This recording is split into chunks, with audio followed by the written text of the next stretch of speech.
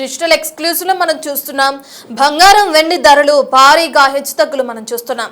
అయితే గత కొంతకాలంగా చూస్తే వెండిలో హెచ్చుతగ్గులు అనేవి నెలకొన్న బంగారంలో మాత్రం కేవలం అది హెచ్చు అవుతూనే వస్తుంది. 7,500 రూపాయల వరకు పెరిగింది ఇప్పటి వరకు అని చెప్పుకోవచ్చు తులం బంగారం ధర. నిన్నటితో పోలిస్తే ఒకేసారి 15,000 రూపాయలు వెండి అయితే తగ్గింది. అయితే బంగారం ధరలో మాత్రం ఎటువంటి ఇది అనేది కనిపించట్లేదు. అది పెరుగుతూనే వెళ్తుంది బంగారం ధర అని తెలుస్తుంది.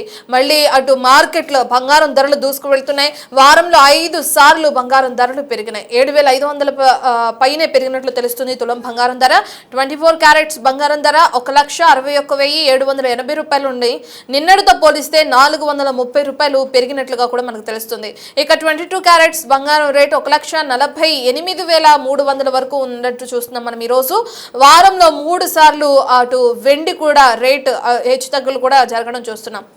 వెండి బంగారం హెచ్చుతగ్గులకి ప్రధాన కారణం ఏదైతే ప్రపంచ వ్యాప్తంగా నెలకొన్న యుద్ధ వాతావరణాలని చెప్పుకోవచ్చు. ఒకరిపైన ఒకరు చేస్తున్న ఆరోపణలు అనుకోవచ్చు. మరో విధంగా చూస్తే ట్రంప్ విధించిన అధిక టారిఫ్లు, అలాగే ట్రంప్ ఎప్పటికప్పుడు చేస్తున్న వ్యాఖ్యల వల్ల మార్కెట్ అనేది కుదేలవుతూ వస్తుంది. ఇక ఈ విధంగా బంగారం రేటు పెరుగుతూ వెళ్తుంటే సామాన్య ప్రజల పరిస్థితి ఏంటి అనేది కూడా ఇప్పుడు ప్రశ్నార్థకంగా మారిందని చెప్పుకోవచ్చు.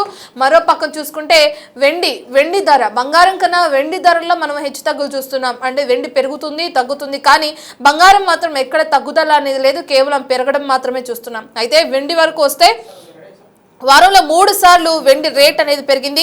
కిలో వెండి ధర 2,85,000గా ఉంది. అయితే నిన్నటితో పోలిస్తే ఒకేసారి 15,000 వెండి ధర తగ్గడం జరిగింది.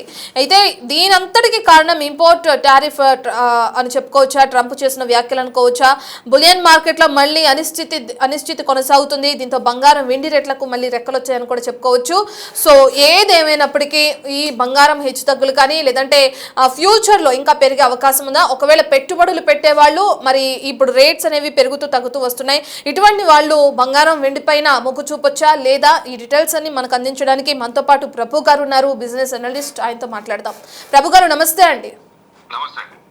సో సార్, మనం చూస్తున్నాం ఇప్పుడు ఇండియా వైడ్గా చూసుకుంటే అందులోనూ ప్రధానంగా తెలుగు రాష్ట్రాల్లో ఇది పెళ్లిళ్ళ సీజన్. సో ఇప్పుడు సామాన్య ప్రజలందరూ మన భారత సంస్కృతి ప్రకారం ఏదైనా శుభకార్యం ప్రారంభిస్తున్నప్పుడు ఎంతో కొంత గోల్డ్ కొనడం అనేది ఆనవాయితీగా వస్తూ ఉంటుంది. ఇటువంటి క్రమంలో బంగారం రేట్ ఏ విధంగా పెరుగుతుందో కూడా మనం చూస్తున్నాం. అంటే సామాన్యులకి అందనంత వరకు వెళ్ళిపోతుంది రేట్ అనుకోవచ్చండి ముందు వెళ్ళిపోయింది కదా, మామూలుగా దాదాపుగా బాగా పెరిగిపోయింది కదా. ఎక్కడ గోల్డ్ ఇదివరకు 1 గ్రామ్ ఎంత ఉండేది, ఇప్పుడు ఎంత ఉంది. సో బాగా పెరిగిపోయింది. ఒక రకంగా చూస్తే అంటే బుల్ ట్రెండ్ అనేది బూలియన్స్ లో ఇంకా కంటిన్యూ ఉంది. ఎందుకంటే అన్సర్టనిటీ, క్లారిటీ లేదు. ఇప్పుడు అంటే ఫేమస్ లల్లు గారు అంటారు కదా, జబ్ తక్ आलू में समोसा रहेगा तब तक बिहार में लल्लू रहेगा ना. ट्रम्प जब तक रहेगा तब तक టరీఫ్లు ఐసా रहेगा. ఆయన ఉన్నంత కాలం టరీఫ్లు ఉంటాయి. ఆయన కొత్తది ఏదో ఒకటి తెస్తూనే ఉంటాడు. సుప్రీం కోర్టును కూడా పట్టించుకోనే ఇది ఉంది. వాళ్ళు నాస్టీ అంటున్నాడు ఆయన. సో ఇంకా ఫస్ట్ 10% అన్నాడు, మళ్ళీ 15% అన్నారు, మళ్ళీ ఇప్పుడు 10% అంటున్నారు. ఇంప్లిమెంటేషన్ 10% ఇవాళ నుంచి అంటున్నారు. అంటే ఈ క్లమ్జీ అన్సర్టనిటీ మార్కెట్ లో అవుతుంది.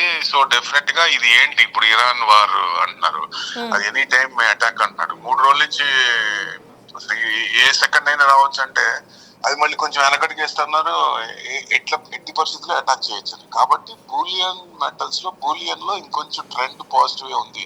ఇప్పుడు ఈ రకంగా కొత్తవి వస్తే ఇష్యూస్ ఇంకేదైనా కొత్తవి తెచ్చినా సో డెఫినెట్ గా గోల్డ్ కొంచెం పెరిగే ఛాన్స్ ఉంటుంది. జియో పొలిటికల్ టెన్షన్స్ ఉన్నప్పుడు ఇది కొంచెం పెరిగే ఛాన్స్ ఉంటుంది. 2 లక్షలు రాదా అంటే ఆయన కొత్త డాన్స్లు ఉన్నంత వరకు అవి పెరుగుతూనే ఉంటాయి. ఇది మెయిన్ అంటే పార్టీ కూడా పునరాలోచించి ఇంపీచ్మెంట్ కి అంటే నవంబర్ లో ఉంది మిడ్ ఎలక్షన్స్. నవంబర్ రాకుండా ముందే కొంచెం ఏదైనా చేస్తుందా, లేకపోతే నవంబర్ లో ఏదైనా వ్యతిరేకత వస్తుందా? ఎందుకంటే ఆయన కొంచెం ఒక అడిగి వెనకేసాడు, కొంచెం మెత్తపడింది. ఎందుకంటే ఆ ఎలక్షన్స్ ఉన్నాయి కాబట్టి. ఆ ఎలక్షన్స్ అయిపోయిన తర్వాత మళ్ళీ విజృంభిస్తాడు ఆయన. ట్యాక్స్లు కానీ ఇప్పుడు మొన్న కూడా January 20th జాయిన్ అయ్యాడు. 2 నెలలు గ్యాప్ తీసుకొని 3 నెలల తర్వాత మళ్ళీ మొదలు పెట్టాడు కదా టెరిఫ్లని. సేమ్ అట్లానే నవంబర్ లో ఎలక్షన్స్ కనుక ఆయన పాస్ ఆన్ అయిపోతే, మిడ్ ఎలక్షన్స్ పాస్ అయితే మళ్ళీ డిసెంబర్ జనవరి నుంచి మళ్ళీ మొదలు పెడతారు. ఆయన నమ్మడానికి లేదు 80%. అందుకనే గోల్డ్ బూలియన్ ట్రెండ్ ఇంకా పాజిటివ్ ఉంది. ఆయన ఉన్నంత కాలం ఆ ట్రెండ్ అనేది అన్సర్టనిటీ అనేది కంటిన్యూ అవుతుంది. కాబట్టి ఈ ట్రెండ్ అనేది కొంచెం కంటిన్యూ కావచ్చు అనేది ఎక్స్పెక్టేషన్. అందుకనే ఎవరన్నా ఉన్నా ఇప్పుడు ప్రెసెంట్ ఇప్పుడైనా గోల్డ్ కొనుక్కోవచ్చు. అంత విపరీత ఇన్వెస్ట్మెంట్ గా కాకుండా అవసరం అంత ఎంత కావాలో అంత కొని పెట్టుకోవచ్చు. ఒకవేళ పెరిగితే అంత సంతోషం, అదృష్టం. అట్లా సిల్వర్ మటుకు లాంగ్ టర్మ్ లో మీరు పెట్టుకోవచ్చు అండి, ఏం డౌట్ లేదు. ఇప్పుడు ఎందుకంటే 3 లక్షలు దాటదా, 5 లక్షలు కూడా దాటే అవకాశాలు అంటే ప్రభు గారు గోల్డ్ అనేది పెరుగుతూనే ఉంది ధరలు మనం చూస్తున్నాం, మరి వెండి పైన ఆ ప్రభావం లేదంటారా అంతగా? అంటే పెరగటం బాగా పెరిగిందిగా, గోల్డ్ కంటే ఎక్కువ పడింది అది, పారాబోలిక్ పాత్ వచ్చింది. మళ్ళీ పెరిగేటప్పుడు కూడా అంతే పెరుగుతుంది. ఏదండి ఇప్పుడు మామూలు స్టెప్ బై స్టెప్ పెరుగుతుంది. ఈ ఇష్యూస్ ఏదన్నా ఉన్నప్పుడు గోల్డ్ కంటే సిల్వర్ కొంచెం ముందు పెరిగే ఛాన్స్ ఉంటుంది. ప్లస్ ఇలా పెరుగుతున్నప్పుడు ఏంటంటే ఎక్కువ మంది ఫ్యూచర్స్ లో వాటిలో పెరుగుతుంది చేయాలి లేదా మిస్ అయిపోతున్నాం అనే ఉద్దేశం అట్లా కూడా MCX లో ఉంటది. కమోడిటీ ఎక్స్చేంజ్ లో ఎక్కువ పొజిషన్స్ తీసుకోవాలంటే అది కొంచెం యాడ్ అవుతుంటుంది, add fuel to the fire లాగా. అట్లా కొంచెం వచ్చే ఛాన్స్ ఉంది. అందుకనే ట్రెండ్ పాజిటివ్ ఉంది, ఇంకా బూలియన్ లో పాజిటివ్ ఉంది. ఈక్విటీకి సర్టనిటీ రావట్లేదు, ఇంకా ఆయన ఏవేవో చేస్తున్నారు, ఇవి అబ్జర్వ్ చేయాలి. ఇప్పుడు ఆయన 15% అంటాడా లేకపోతే ఇంకా పెంచుతాడా? ఎందుకంటే ఈ 15% 10% కూడా 150 డేసే, అంతకు మించి పోదు. ఆ 150 డేస్ అయితే భరించాలి అప్పుడు దాకా, ఎందుకంటే తర్వాత బిల్ పాస్ అవ్వాలి. బిల్ పాస్ అయితేనే అప్పుడు అది రిజెక్ట్ అవుద్ది. సో ఇవన్నీ ఉన్నాయి కాబట్టి షార్ట్ టర్మ్ లో కొంచెం ట్రెండింగ్, ఈక్విటీకి ఇబ్బంది పడుతుంది కాబట్టి గోల్డ్ మెటల్స్ కొంచెం బాగానే ఉండొచ్చు ఎక్స్పెక్టేషన్. ఇప్పుడైనా ప్రెసెంట్ పొజిషన్ అయినా గోల్డ్ అండ్ సిల్వర్స్, కాపర్ ఇవన్నీ కొనిపెట్టుకుని మీరు మంచి హై దాటదంటే హై దాటిపోయి ఫ్రెష్ హై కూడా వచ్చే అవకాశాలు ఉన్నాయి ఈ December 26 లోపల. ఈ ఇష్యూస్ కనుక కంటిన్యూ అయితే, ఆ ఇష్యూస్ లేవు, ఈక్విటీ పెరుగుతోంది అన్నప్పుడు గోల్డ్ కొంచెం డౌన్ సైడ్ కొంచెం ఉండి కన్సాలిడేషన్ అవుతుంది. సిల్వర్ మటుకు కొంచెం ఇంకా కొంచెం చిన్నగా పెరిగే ఛాన్స్లే ఉంటాయి. అది కొంచెం పడాల్సింది ఎంత పడాలో అది పడిపోయింది అది. సో ఇది కరెక్ట్ గా పొజిషన్స్ ప్రకారం వెళ్తుంది. అంటే బయింగ్ ఇదిలో అంటే ఫ్యూచర్స్ పొజిషన్స్ కాకుండా మామూలుగా వెళ్తుంది కాబట్టి ఇక కన్సంప్షన్ ప్రకారంగా చిన్నగా స్టెప్ బై స్టెప్ సిల్వర్ పెరిగే ఛాన్స్ ఉంటుంది. సిల్వర్ తో పాటు కాపర్ కూడా పెట్టుకోవచ్చు అండి ఎవరైనా సరే. కాపర్ అంటే కాపర్ ETFs కాపర్ బీస్ లేవు కాబట్టి కాపర్ స్టాక్స్ ఉన్నాయి, ఈక్విటీ స్టాక్స్ ఉన్నాయి, వాటిలో ఇన్వెస్ట్మెంట్ చేసుకోవాలి. అతి తొందరలో కూడా కాపర్ ETF, కాపర్ బీస్ వస్తాయి. అతి తొందరలో వచ్చినప్పుడు దాంట్లో కూడా ఇన్వెస్ట్మెంట్ చేసుకోవచ్చు. ఓకే అండి. పెట్టుబడులు పెట్టేవాళ్ళు మీరు చెప్తున్నట్లుగానే గోల్డ్, సిల్వర్, కాపర్ ఈ మూడింటి పైన పెట్టొచ్చు అంటున్నారు. అండ్ ప్రెసెంట్ సిచ్యువేషన్ చూస్తే మీరు ఇప్పుడు చెప్పిన విధంగానే ట్రంప్ చేస్తున్న వ్యాఖ్యలు ప్రధానంగా దీనికి ఆ ఎఫెక్ట్ అనేవి చూపిస్తున్నాయి. మరి ఈ టైంలో పెట్టుబడులకు ముందుకు వెళ్ళొచ్చు అంటారా, లేదంటే కొంత సమయం వేచి ఉండడం మంచిది అనుకోవచ్చా? ఎప్పుడైనా మీకు పెట్టుబడి పెట్టమంటే ఒక మొత్తం తీసుకెళ్ళి ఈక్విటీ బాగాలేదు కదా తీసుకెళ్ళి మెటల్స్ మొత్తం పెట్టకూడదు. 10 to 15% లేదా మాక్సిమం 25% మెటల్స్ లో పెట్టాలి. మెటల్స్ లో అది కూడా డైవర్సిఫైడ్ చేయాలి. ఇప్పుడు సిల్వర్ ఉంది, జింక్ ఉంది, కాపర్ ఉంది, అల్యూమినియం ఉంది, ఇన్ని ఉన్నాయి. సో బీస్ ETF లేనప్పుడు స్టాక్స్ లో పెట్టుకోవాలి, జింక్ అట్లాంటి వాటిల్లో, సో అట్లా కాపర్ వాటిలో. సో ఇవన్నీ కూడా డైవర్సిఫైడ్ చేసి పెట్టుకుంటే ఇప్పుడు దాన్ని డిమాండ్ బట్టి, ఆ ప్రోడక్ట్ డిమాండ్ బట్టి ఆల్రెడీ పొజిషన్స్ ఉన్నాయి కాబట్టి కిందకి రావడమా లేకపోతే స్టెప్ బై స్టెప్ ఇంకా కన్సంప్షన్ పెరగడం అనేది ఉంటుంది. కాబట్టి మెటల్స్ కి ఏం పర్వాలేదు లాంగ్ టర్మ్ కి. షార్ట్ టర్మ్ కి ఈ issues geo political tensions, economic concerns ఉన్నప్పుడు కొంచెం పైకి కిందకి మూవ్మెంట్స్ ఉండే ఛాన్స్ ఉంటుంది. బట్ లాంగ్ టర్మ్ లో white will dominate the yellow, no doubt at all. అదండి. అంటే ఈవెన్ కాపర్ కూడా మళ్ళీ సిల్వర్ ని దాటే ఇది కూడా ఉంటది, ఎందుకంటే ఇండస్ట్రియల్ యూసేజ్ కాబట్టి అది పెరిగింది కొద్ది. ఎందుకంటే మ్యానుఫ్యాక్చరింగ్ ఇప్పుడు దాకా ఇండియాలో లేదు. ఇప్పుడు మనం బడ్జెట్ లో వికసిత్ భారత్ బడ్జెట్ అనుకుంటాం, ఓన్లీ సర్వీసెస్ వీటి మీద ఆధారపడ్డాం. ఇప్పుడు మ్యానుఫ్యాక్చరింగ్ పెంచుదాం నెక్స్ట్ 25 years లో అనుకుంటుంది గవర్నమెంట్.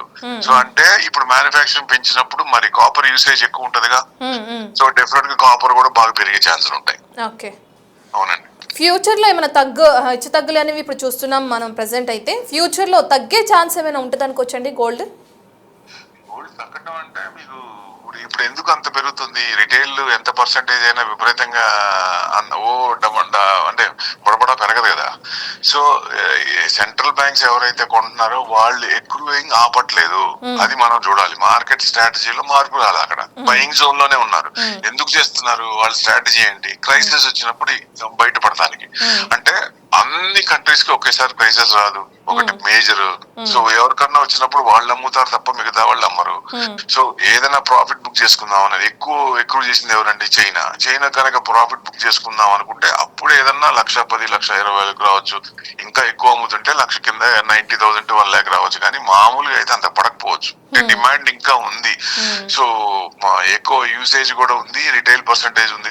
ఈవెన్ స్టూడెంట్స్ కూడా ఇప్పుడు కాలేజ్కి వెళ్ళే స్టూడెంట్స్ కూడా వాళ్ళు ఇచ్చే తల్లిదండ్రులు ఇచ్చే డబ్బుల్లో డిజిటల్ ఎంత ఉపయోగపడిందంటే వాళ్ళ దగ్గర ఉన్న 100 రూపాయలతో కూడా డిజిటల్ గోల్డ్ కొంటున్నారు యాప్ ద్వారా.